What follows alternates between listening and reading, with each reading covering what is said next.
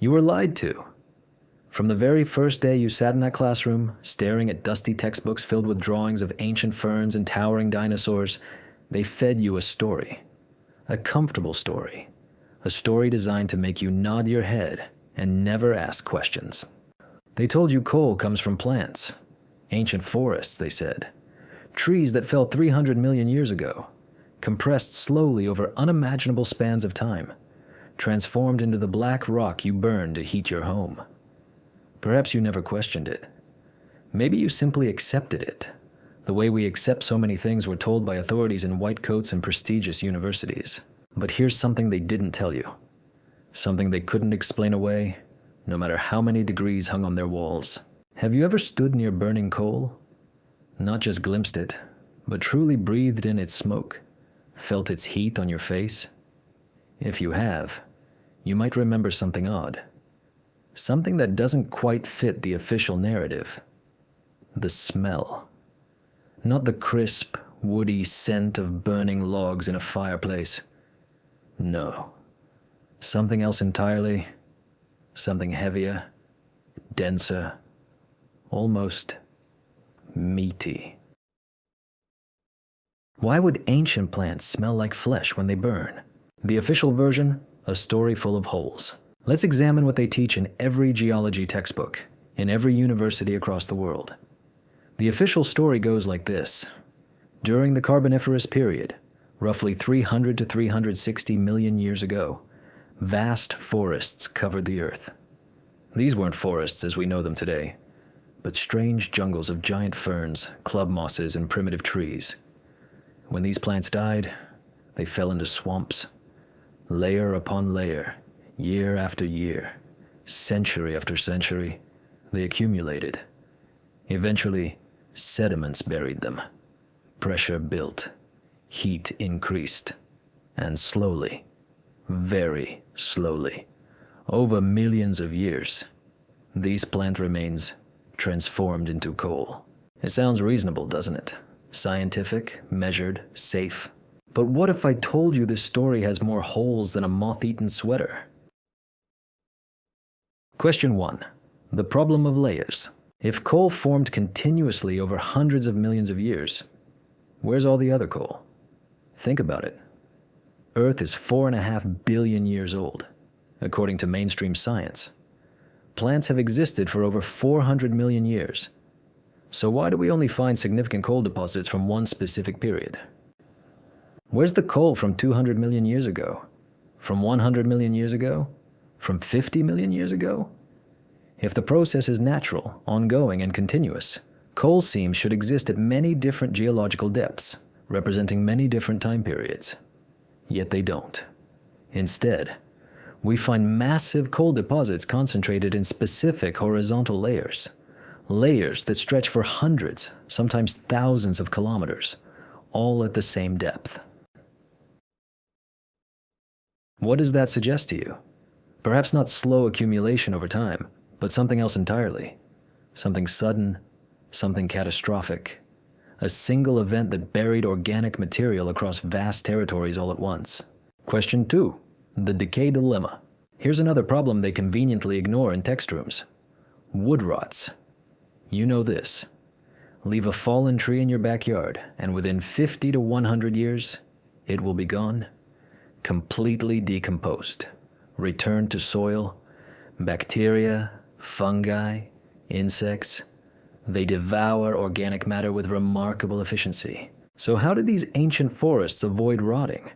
The official explanation claims the trees fell into oxygen-poor swamps where decomposition slowed.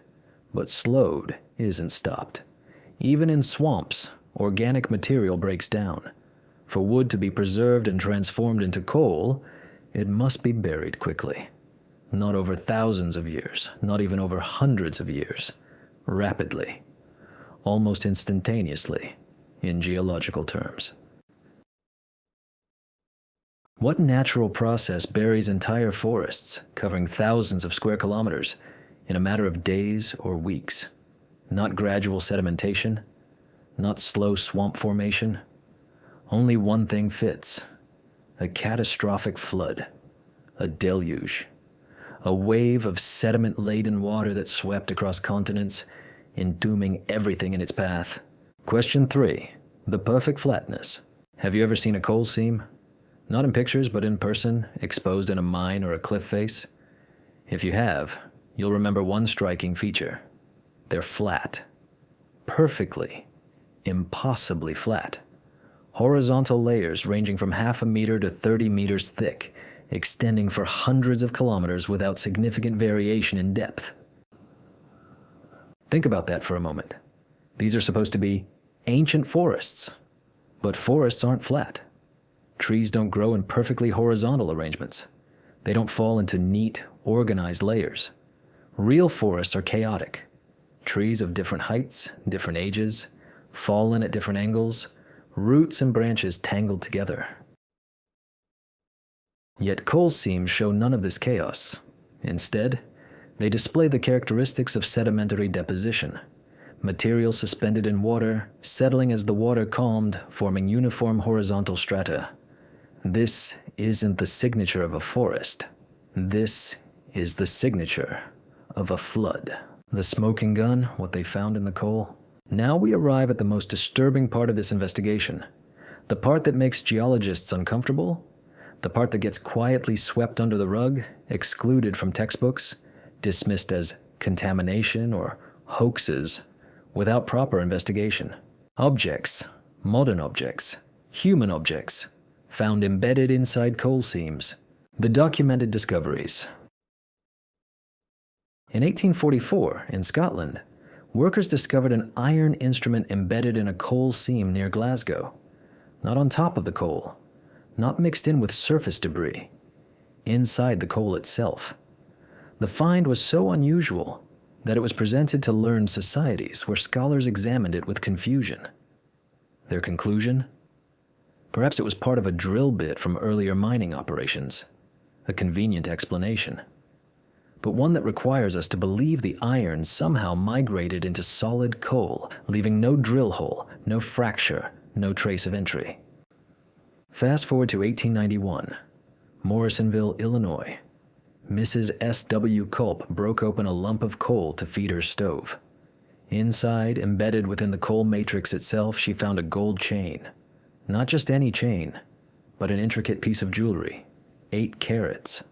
Approximately 10 inches long, described by witnesses as antique and of quaint workmanship. The local newspaper published the account. Multiple witnesses verified the story. The coal came from mines in southern Illinois, where geological surveys claim the deposits formed between 260 and 320 million years ago. How did a gold chain, human-crafted, designed for adornment, end up inside coal supposedly millions of years older than humanity?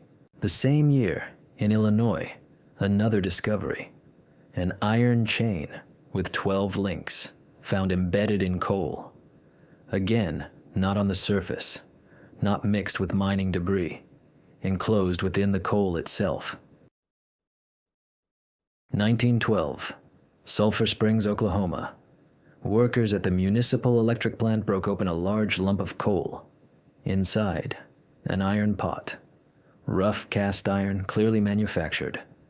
A notarized letter documented the find. The artifact exists today, archived in the Creation Evidence Museum. Physical proof, tangible, undeniable. The pattern of silence. What happened to these artifacts? Some vanished. The gold chain from Illinois disappeared without trace after the initial reports.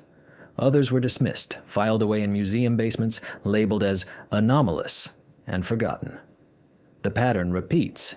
Discovery, brief publicity, then silence. Suppression. Not through force, but through institutional indifference. Miners report finding other objects too. Objects that never make it into museums or newspapers because they're ordered to stay quiet. Chain links, coins, fragments of worked metal, even, according to some testimonies, impressions that resemble modern tools. Supervisors confiscate these items. Workers who speak publicly face dismissal. The message is clear. Find what you're supposed to find, or find yourself unemployed. Why? What are they protecting? Maybe not just a scientific theory, but something darker. Something that threatens the entire framework of our understood history. Right from your city. Before we go further, I want you to do something. Write in the comments where you're from. What city? What country? Because this isn't just about distant coal mines or forgotten artifacts. This affects you. This affects all of us. The energy that powers your life, the heat that warms your home. What if you've been told lies about its very nature? And if you're finding this information disturbing, if questions are forming in your mind that you've never considered before, hit that like button. Subscribe. Because what I'm about to reveal next will shake your understanding of reality itself. The mathematics of impossibility. Let's talk numbers. Real numbers. Calculations they don't want you to make because once you do the math, the official story crumbles. Calculation 1, the volume problem. Take the Kuzbas Basin in Russia, one of the world's largest coal deposits. Estimates suggest it contains approximately 801,000 cubic kilometers of coal. Now, coal is compressed organic matter. To produce 1 cubic meter of coal requires approximately 10 to 15 cubic meters of plant material. Do the math. 801,000 cubic kilometers of coal means you need roughly 8 million cubic kilometers of plant matter. Imagine a forest 100 meters tall, giant ferns and club mosses reaching skyward, covering an area 8,000 kilometers long and 1,000 kilometers wide. The entire forest, every single tree, every fern, every plant, all falling simultaneously in the same place, forming a single unified layer. Does that sound like natural forest succession to you? Or does it sound like catastrophe? Now expand this globally. All coal deposits worldwide would require a forest covering the entire surface of Earth, including the oceans, to a depth of 300 meters. Think about that image. A layer of vegetation 300 meters thick, covering every square inch of the planet. Where did it grow? How did it all fall at once? How was it all buried simultaneously? The official explanation offers no answers, only silence. Calculation 2, growth time versus burial time. The ancient tree ferns allegedly responsible for coal grew approximately 1 meter per year, according to modern botanical studies.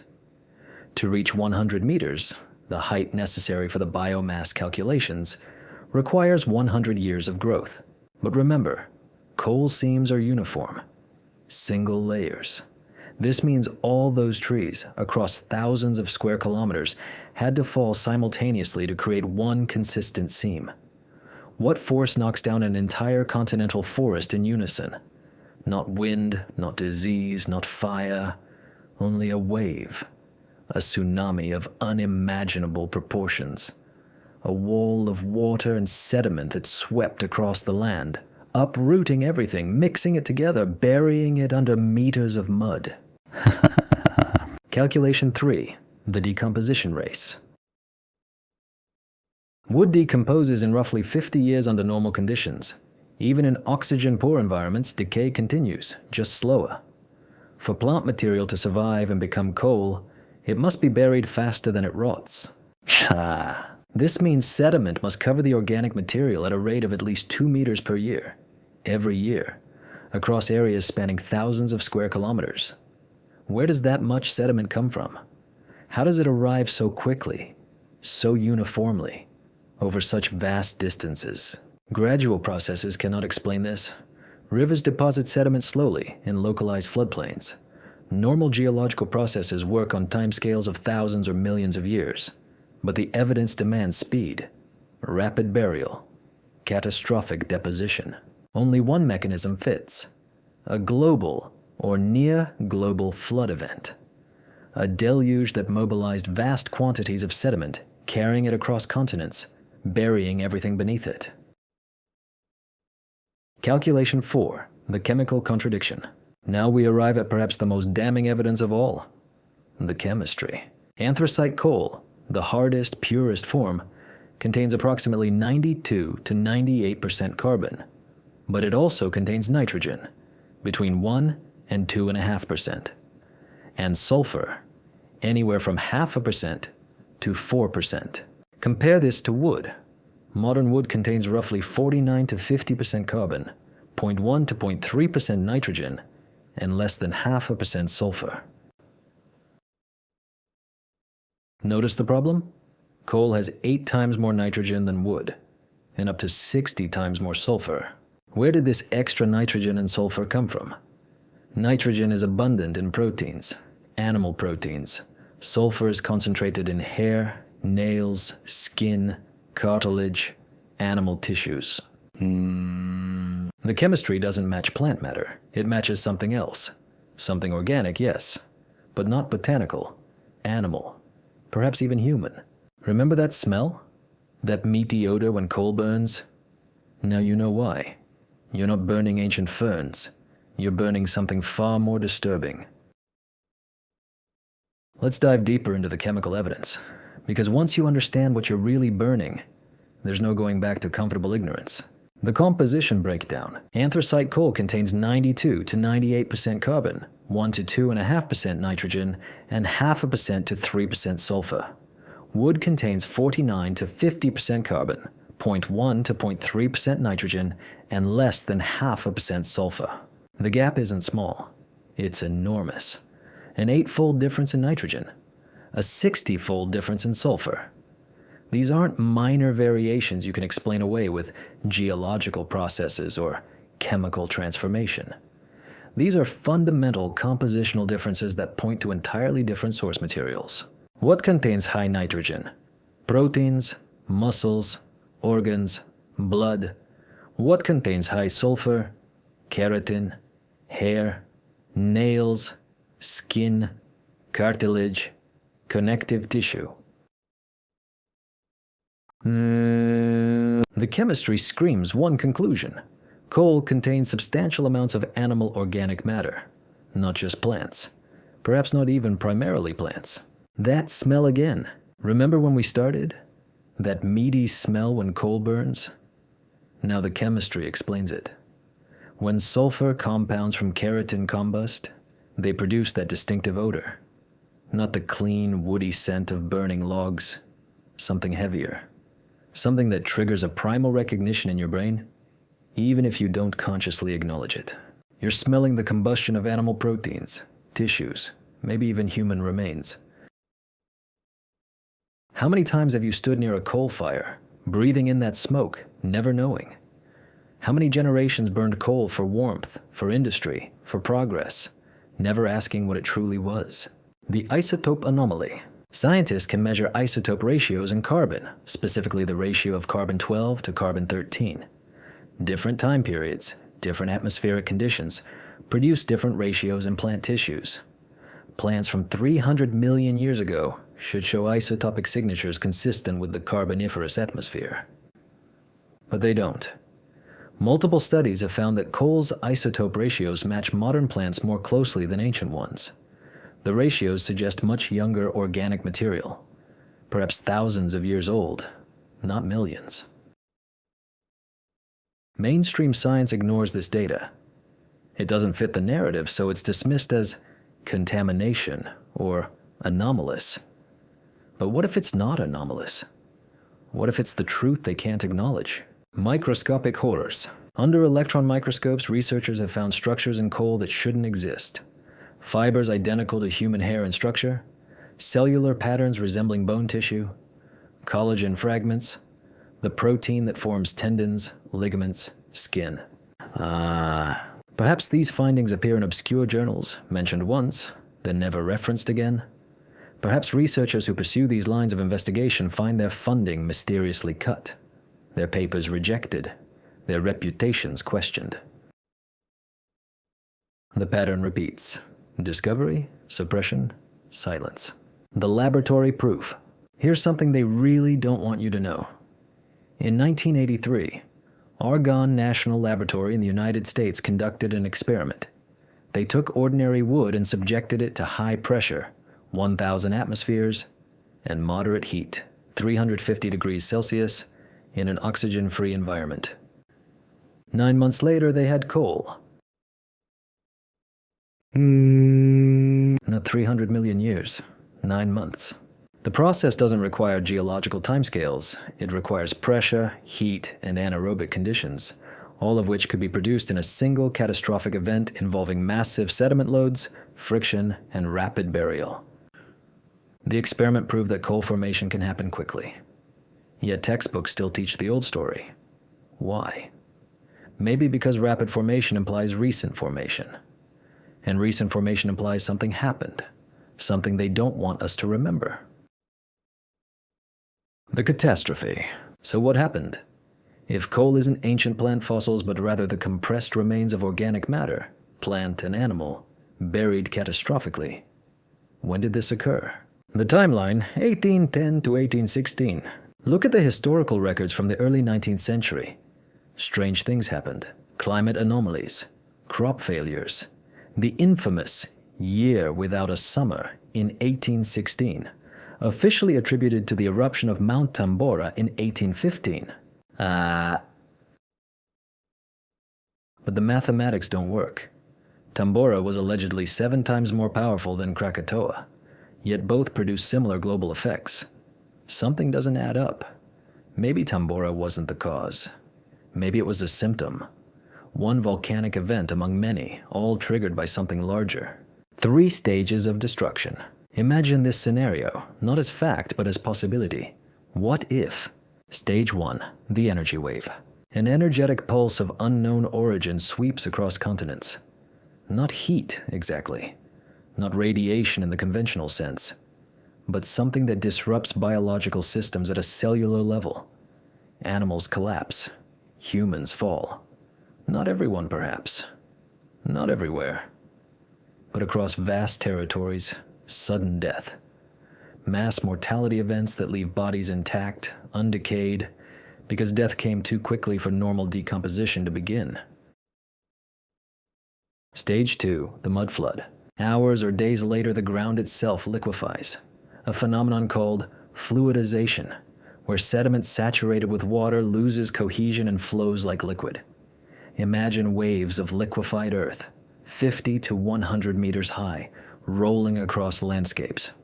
Not water alone, but mud, silt, clay, a dense slurry that engulfs everything in its path. The bodies from stage 1, swept up, mixed with uprooted vegetation, carried for kilometers, then deposited in low-lying basins as the flow slows and settles, buried under meters of sediment, sealed, preserved. Stage 3, compression. The weight of overlying sediment creates immense pressure, thousands of atmospheres. Friction from settling and shifting generates heat, 300 to 400 degrees Celsius. In this high-pressure, high-temperature, oxygen-free environment, the buried organic matter transforms. Cellular structures break down, carbon concentrates, nitrogen and sulfur from animal proteins remain. Within months, not millions of years, coal forms. The horizontal uniform layers, explained by sedimentary deposition. The mixed composition, explained by catastrophic burial of diverse organic material. The modern isotope ratios, explained by recent formation. The artifacts, explained by human presence at the time of burial. Everything fits, except the official story. The cover-up begins. If this catastrophe occurred in the early 19th century, why don't we have clear records? Why isn't it taught in history classes? Maybe because something else happened immediately after. The invention of geology as an institutionalized science. The suspicious timing. Before 1820, geology barely existed as a formal discipline. Then suddenly, within a few years, 1817, the Geological Society of London formalizes. 1822, French Geological Services establish. 1822, the term Carboniferous period appears in print. 1830, Charles Lyell publishes Principles of Geology. Notice the pattern. Within 5 to 15 years of the alleged catastrophe, an entire scientific framework emerges to explain geological features, especially coal, as ancient, gradual, and uniform processes. Who funded it? Follow the money. Who benefited from coal? Industrial magnates, coal barons, banking families financing the Industrial Revolution, governments dependent on coal-powered industries and railroads. In France, Napoleon Bonaparte personally funded geological surveys. In Prussia, the king established state geological institutions. In Britain, coal-wealthy aristocrats dominated the new geological society. These weren't disinterested scientists pursuing truth. These were power brokers controlling the narrative around the resource that would define the 19th century. Uniformitarianism, the doctrine of denial. Charles Lyell, the father of modern geology, wasn't a geologist by training. He was a lawyer. Yet his book, Principles of Geology, became the foundation of geological science. Its central doctrine, uniformitarianism, the idea that all geological processes happen slowly, gradually, over immense timescales. It's no catastrophes, no sudden events, just patient, steady change over millions of years. Why would a lawyer write the defining text of a scientific field? Perhaps because lawyers understand something geologists don't. How to construct a narrative that withstands challenge. How to build a framework that sounds reasonable, that discourages questions, that becomes doctrine rather than hypothesis. Lyell's book wasn't science. It was legal argumentation disguised as science. And it served its purpose, replacing catastrophism, the older view that Earth's features form through dramatic events, with a comfortable story of gradual change. A story that made coal ancient, natural, acceptable to burn without moral qualms. 3 reasons for silence. Why maintain this lie for 2 centuries? Why such effort to suppress alternative theories, dismiss anomalous artifacts, and enforce uniformitarian dogma? 3 reasons. 3 motivations so powerful they've shaped our entire understanding of history. Reason 1, preventing panic. Imagine the headlines. Catastrophe killed millions. 200 years ago, could it happen again? The psychological impact would be devastating. If people understood that a recent, unexplained event reshaped the world, buried continents under mud, and created the coal we depend on, fear would spread. Not just fear of the past, but terror of the future. Could it repeat? Are we safe? The questions would undermine social stability. So instead, we're told coal is ancient, harmless, the product of processes so slow and distant they pose no threat. Reason 2, legitimacy of power. If a catastrophe destroyed the previous civilization in the early 1800s, who survived? Who didn't? Perhaps the current power structures, royal families, aristocratic lineages, institutional authorities, aren't the ancient, legitimate heirs they claim to be. Maybe they're survivors, or newcomers, or opportunists who seized control in the chaos. By insisting on continuity, on unbroken geological and historical timelines stretching back millions of years, the establishment creates legitimacy. They're not new rulers. They're the natural continuation of an eternal order. Challenge the geology, and you challenge their right to rule. Reason 3, energy control. The 19th century ran on coal. The 20th century too. Massive fortunes were built on coal extraction. Entire economies depended on it. But what if people asked uncomfortable questions? Is it ethical to burn human remains? Are we literally fueling our progress with the bodies of catastrophe victims? Should we continue using this resource? Religious and moral objections would arise. Public sentiment might turn against coal. The energy cartels would collapse. Power would shift. Better to maintain the fiction. Better to tell people they're burning ancient plants from an era before humanity. No moral dilemma. No ethical crisis. Just natural resources.